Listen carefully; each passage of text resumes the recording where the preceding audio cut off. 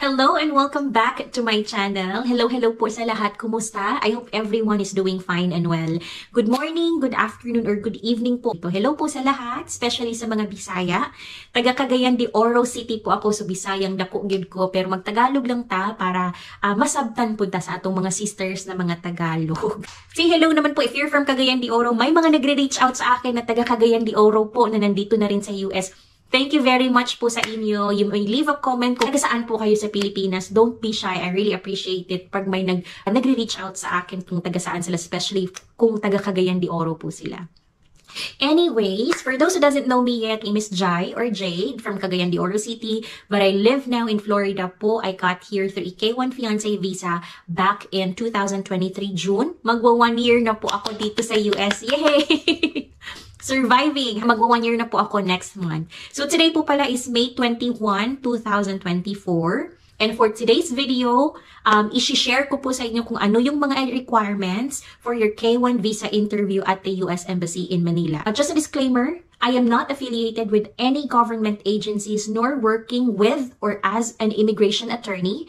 I am not a legal expert or a professional. I am only sharing based from my own experiences lang po. These are from my own experiences as a DIY K1 fiancé visa filer and adjustment of status filer. So, ito lang po ay base sa mga experiences ko po when I applied for my K1 visa. No lawyer, no agency. Kami lang po lahat ng nag-gather ng documents, nag-fill out ng form, and nag-apply for our fiancé visa po. Kami lang ni husband. Lahat po ng mga nagdi-DIY, I know the feeling.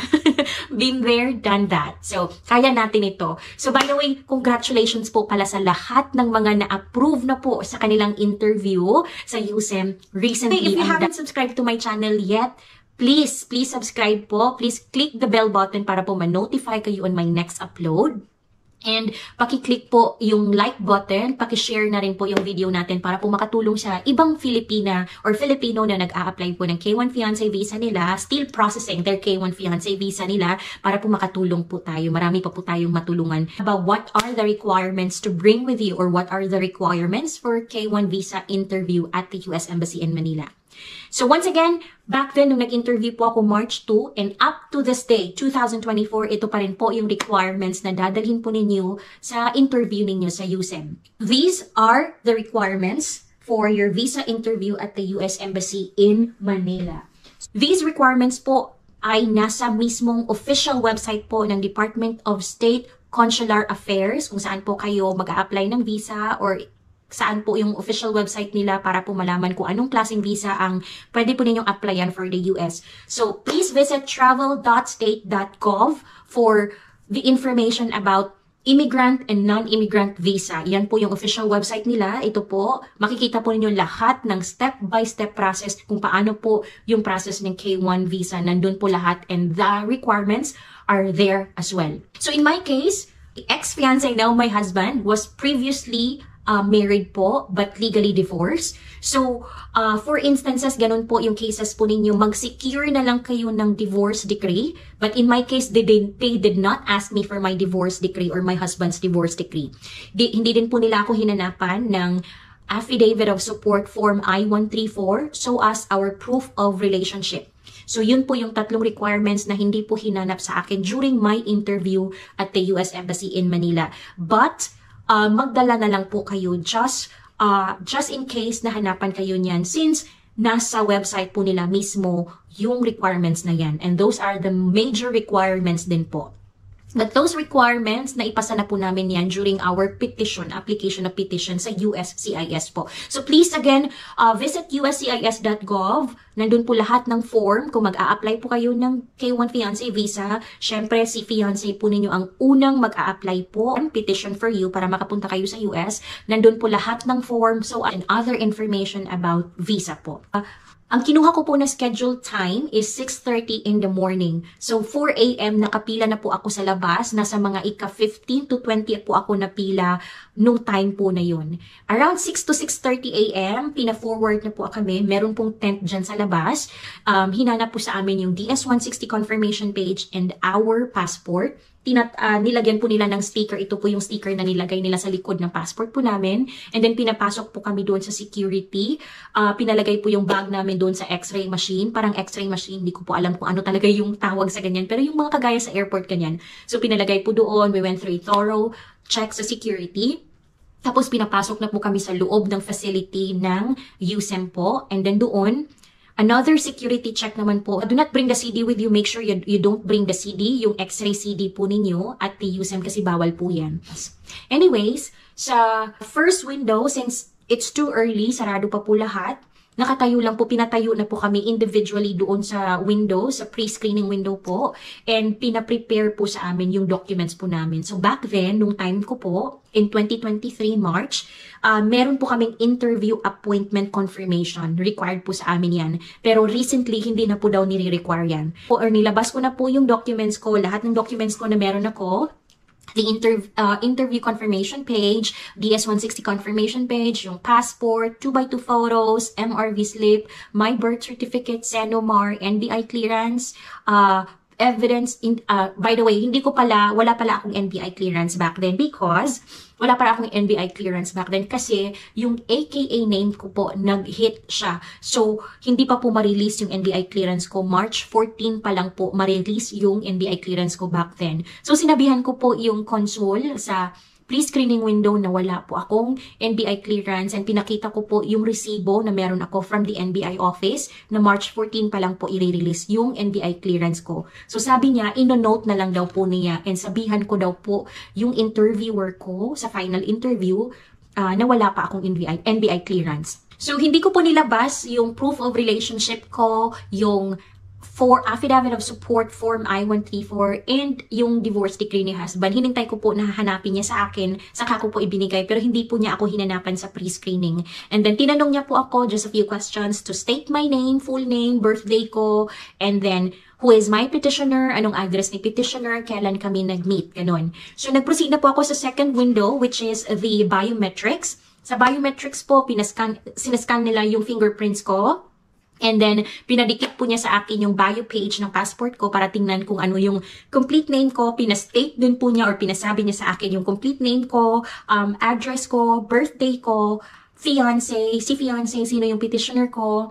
Pinastate niya yung full name, yung address, and saan nagwo-work. And then, kung ilang beses na kami nag-meet and kung saan kami nag-meet. So, ayun po, mabilis lang siya, mabait po yung mga consul doon. And then, pinaupo po nila ako doon sa waiting area for the final interview since wala pa pong nag-open na windows for the final interview. So, tatlo po ako sa nakaupo doon. Hanggang sa mga siguro 7:30, open na po yung mga window nila and isa-isa na po nilang tinawag yung mga pangalan po ng i-interviewin nila or interviewee. So, please make sure that refrain from chit-chatting other people. Focus on the names that they're going to call. Please focus po sa mga interview ninyo, sa interviewer ninyo. And if you didn't heard the question properly or politely ask them to say again the question kasi hindi nyo masyadong narinig, mababait naman po lahat ng interviewer dyan sa USEM. So, nung tinawag na po yung name ko, lumapit po ako, I think it's Windows 64, kung hindi ako nagkakamali. Doon sa Windows 64 po, binigay ko po yung passport ko. So, binuklat po niya yung passport and pinanumpa niya ako, pina-raise your right hand niya po ako and nanumpa po ako. And after nyan, he started asking me questions. Questions that the consul asked me was, what's your name? Who petitioned for you? What is your fiance's name? What is his address? What is his work? Where did you meet? Or where did you met? How long have you known each other? When was the first time and the last time we saw each other in person? Are you married or is he married? Do you have kids? Before that, after tinanong niya ako, is he married? And then I said legally divorced. Tinanong niya ako, how many times was he married? And then, do you have kids together? Does he have kids from the previous marriage?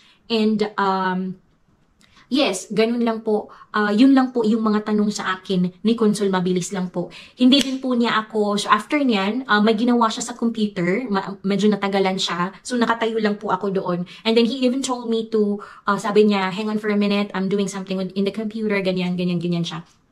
So, after niyan, tinanong niya ako, do you have the blue paper with you, which is the NBI clearance po. So, sinabi ko sa kanya, pinakita ko sa kanya yung resibo na may reference number tsaka may date kung kailan ako babalik. Dinikit ko sa window and sabi ko sa kanya, I don't have my blue paper with me.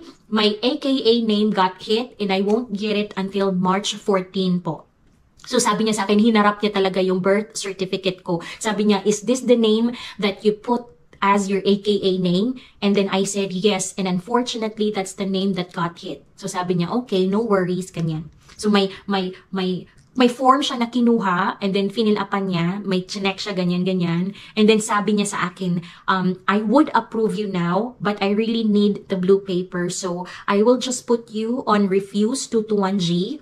But the good news is you don't have to come back to submit that documents. All you have to do is go to the LBC drop-off and send the documents right away. So, ayun, parang na-relieve naman po ako kasi sabi naman po niya, i-approve niya sana ako. I'm approved, but you just need to put me on refuse 221G because of my lacking requirements. And yun, it's a good thing na I don't have to go back to Manila since I am from the province. I didn't have to go back to Manila to submit the documents. All I have to do is go to LBC drop-off and send the document right away. So, ganun po ang ginawa namin doon sa US Embassy in Manila for my interview. Before 8 a.m., nasa labas na po ako ng US Embassy in Manila. And on the same day, bumalik na po ako sa aming province, sa Cagayan de Oro City. Na-release na po yung NBI clearance ko, pinadala ko po agad sa LBC drop-off. 3 days after po ng pagkatanggap ng USEM ng aking documents ay na-approve na po ako. And 3 days after, na-issued na po yung aking documents. And same day, nag-message po sa akin ang LBC na nasa kanila na po daw yung yellow packet ko, yung passport ko. And 4 days after niya, natanggap ko na po ang aking visa. So that was my experience when I did my K1 visa interview sa US Embassy in Manila. Those are the requirements po as well sa US Embassy in Manila. Marami na pong naglalabasan ngayon na petitioner list daw po na mga kailangan ninyong dalhin from your petitioner sa interview ninyo. Hindi ko alam kung saan nila nakuha yan. Hindi naman po kailangan yung mga tax return, yung mga 1040 or W2 sa embassy kasi po the K1 visa interview at the US Embassy Manila is about us po, tayong mga beneficiary. Tapos na po si petitioner sa USCIS po na application. Sila po ang unang nag-apply para sa atin, which is the I-129F petition for alien fiancé. Sila po ang nag-petition, and then this one is the interview at USEM po is all about us, tayo naman pong beneficiary. So mga requirements natin beneficiary. Not unless if your fiancé is divorced. So prepare na lang din po kayo ng divorce decree kasi may ibang interviewee po na hinihingan ng divorce decree. So ayun po, those are the requirements for your K1 visa interview at the US Embassy in Manila. And again, you can see the requirements list doon po sa website mismo ng Department of State Consular Affairs, travel.state.gov. Ito po yung official website nila. Please check, please visit, and visit USCIS website po, uscis.gov for other informations about K1 visa, other visa, forms, and instructions. Ayun po ang aking experience sa interview ko sa USEM. Maraming salamat po sa lahat ng nanood. Good luck po sa lahat ng mag-i-interview pa lang or still booking for their interview. I have other videos. Please visit my YouTube channel. This is my YouTube channel, and please find the playlist. Nandun po sa K1 visa and AOS step-by-step guide. Nandun po lahat ng videos ko about K1 visa and adjustment of status. Ayun po. Good luck po sa lahat. I hope po makatulong itong video na ito. Once again, if you haven't subscribed to my channel, please subscribe. Please like and share para po makatulong din po sa iba na kilala po ninyo na nag-a-apply ng visa, or if you know someone, or if you are applying for K1 visa, please share this video as well. Maraming salamat po. And on my next video, I will be sharing with you how to book for CFO or Commission on Filipino Overseas, paano po mag-book, and ano po yung requirements na dadalhin po ninyo for your counseling sa CFO po. Maraming salamat, and I hope to see you in my next video. Thank you everybody. Good luck!